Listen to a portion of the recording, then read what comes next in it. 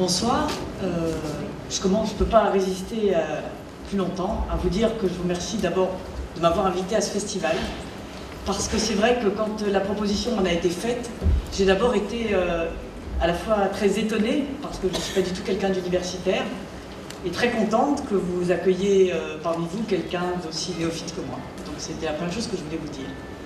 La seconde, c'est que je vais peut-être inaugurer brièvement le thème de l'année prochaine. Donc je suis à moitié belge. et je serai, comme M. Pierret, très rapide, mais moi c'est vrai.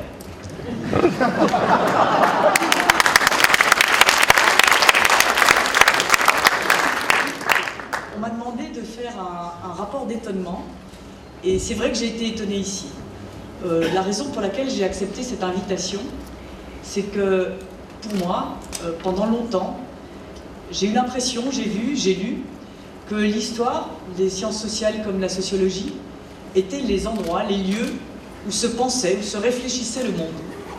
Et de plus en plus, ces dernières années, on a l'impression que l'endroit où il se réfléchit est la géographie. Et des textes de géographes, aujourd'hui, sont ceux qui font la différence. C'est l'endroit où se pense notre société, non plus en termes de linéarité, c'est-à-dire de temps, de temporalité, mais en termes de territoire, de lieu. Et toutes les réflexions autour de la biodiversité, de l'écologie, rejoignent bien évidemment ces préoccupations, si ce n'était en termes de frontières, si ce n'était pas suffisant. Ce que j'ai essayé de faire parmi vous, essayer de regarder, et la première chose qui m'a surprise, c'est que, vous savez, quand on fait mon métier, on a l'habitude des petites phrases. On a l'habitude des discussions qui vont vite, des formules chocs et des réflexions du genre, vous savez, il vaut mieux aller vite, les gens n'ont pas tellement envie de comprendre, c'est tellement plus facile de les prendre pour des cons. Et c'est vrai que dire, vous savez, leur expliquer qu'ils sont intelligents, c'est trop long, on n'a plus le temps, et finalement ils n'en ont pas très envie. Et je pense que ce festival prouve exactement l'inverse. C'est-à-dire qu'on a eu ici des débats sur des sujets qui d'habitude font hurler. Alors je vais vous donner un exemple. C'était hier après-midi, c'était un débat sur frontières, imaginaires, et un des géographes à côté de moi, j'ai retenu que son prénom, c'est William, il se reconnaîtra, qui était à côté de moi et a dit, voilà, moi j'ai travaillé sur Israël et Gaza. Là je me suis dit, c'est foutu. Dans la salle, la guerre va commencer. C'est des débats, j'en ai fait des dizaines sur Israël et Gaza, et c'est toujours le pugilat.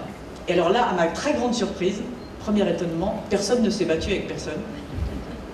Ça a été quand quelqu'un a quelque chose à dire, a travaillé un sujet, l'explique calmement et l'explique pour faire avancer les choses, tout le monde écoute et personne ne se bat. Et je crois qu'on fait très bien la différence entre quelqu'un qui veut vous tirer vers le bas et quelqu'un qui veut vous tirer vers le haut. Et ce débat-là était exactement ça. C'était la même chose sur un débat sur les migrants.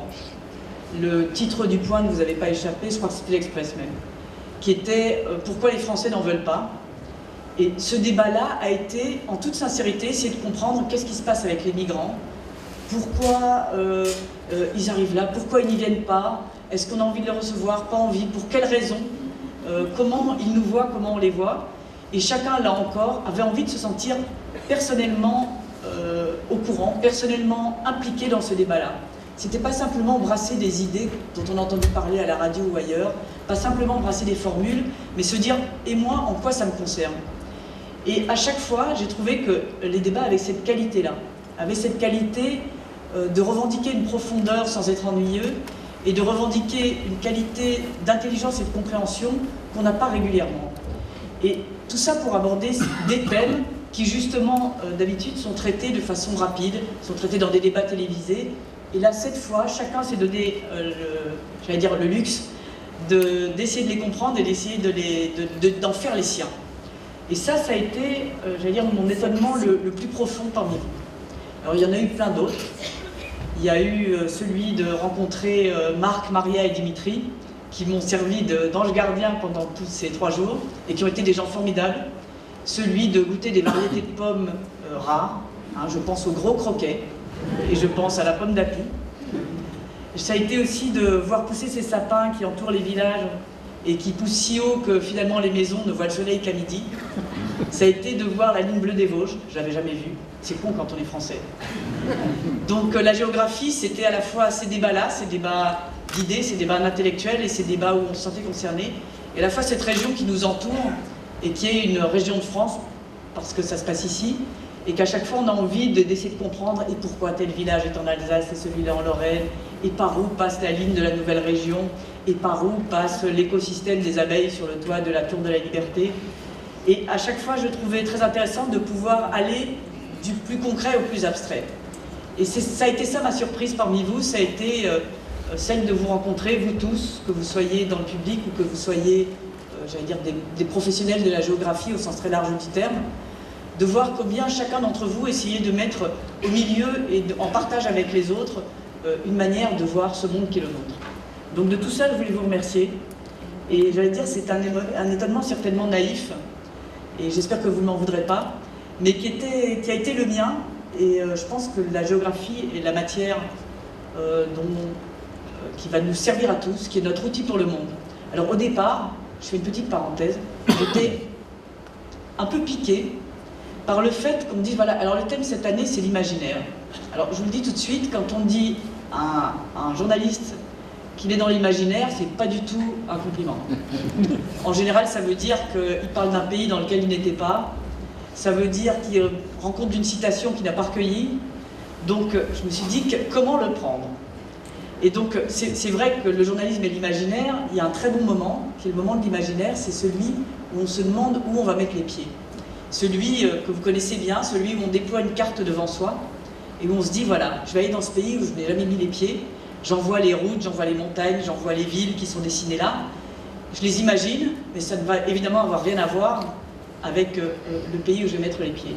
Ça l'est d'autant moins dans mon cas qu'en général je vais dans des pays qui sont en complète, en tout cas quand j'y vais, mutation, bombardement, et qu'une ville comme Alep, que j'ai vu bien dessinée sur une carte avec des murailles, des villes, des rues, n'a plus rien à voir, et n'avait plus rien à voir quand j'ai mis les pieds avec ce que j'avais pu en lire avant.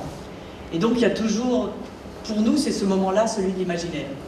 Et ça a été aussi le mien avant de venir ici, en me disant qu'est-ce que je vais trouver, qu'est-ce que ça va être Saint-Dié, à quoi ça ressemble, donc tout ça je vous l'ai dit.